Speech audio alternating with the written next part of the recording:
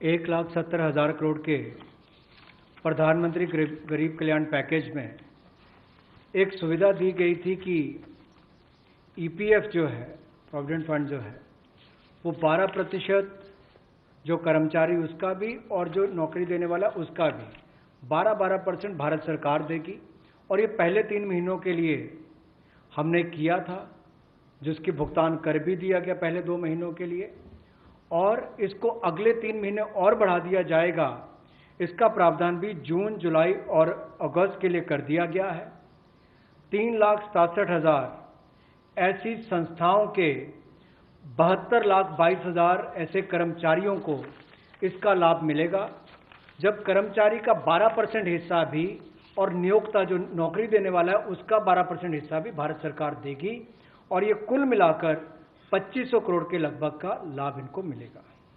पैसा कर्मचारी के हाथ में भी कैसे ज़्यादा हो, इसमें भी एक बड़ी राहत देने का प्रयास इसमें किया है कि जो ईपीएफ कंट्रीब्यूशन है, जिनका ईपीएफ का योगदान है, वो ऐसे संस्थानों के लिए और कर्मचारियों के लिए 12% से कम करके 10% अगले 3 महीनों के लिए किया गया है।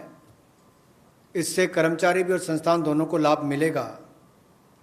लेकिन जो सरकारी हमारी संस्थान है, सेंट्रल पीएससीज हैं, इनके लिए 12% ही रहेगा, उसमें कोई बदलाव नहीं किया गया है।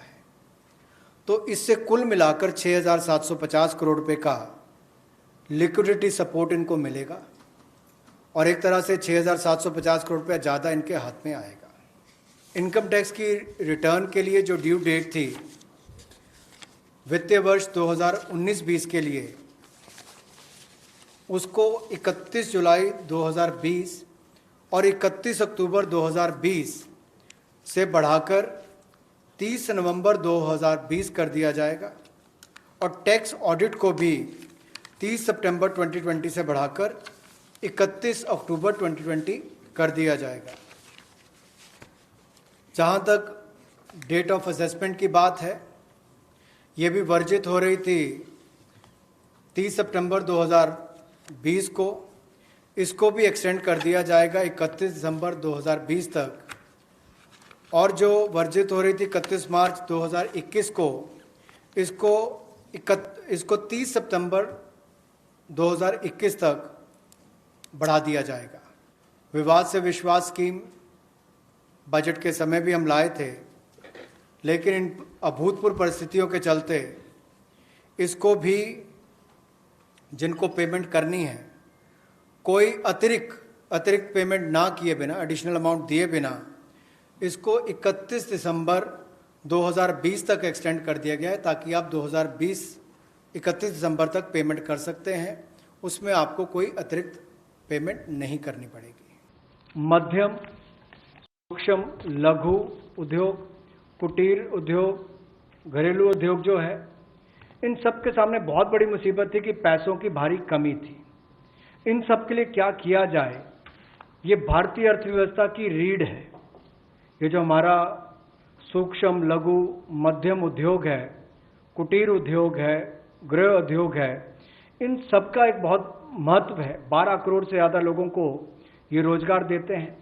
तो ऐसे कारोबार और व्यापार करने वाले, विशेष तौर पर एमएसएमई सेक्टर जो है, इसके लिए आज एक बहुत बड़ी घोषणा है कि collateral free automatic loan 3 lakh crore रुपए का मध्यम, सूक्ष्म, लघु, कुटीर और गृह उद्योग को मिलेगा।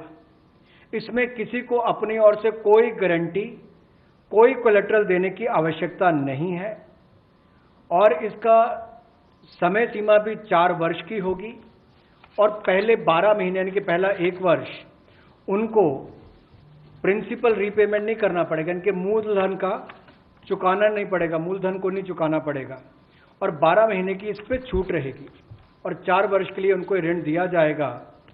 तो 3 लाख करोड़ रुपए का ये ऋण, ये हमने बगैर किसी गारंटी, बगैर किसी कोलेटरल के भारत के मध्यम, सूक्ष्म, लघु उद्योग, कुटीर और गृह उद्योग के लिए मोदी सरकार ने करके दिया है।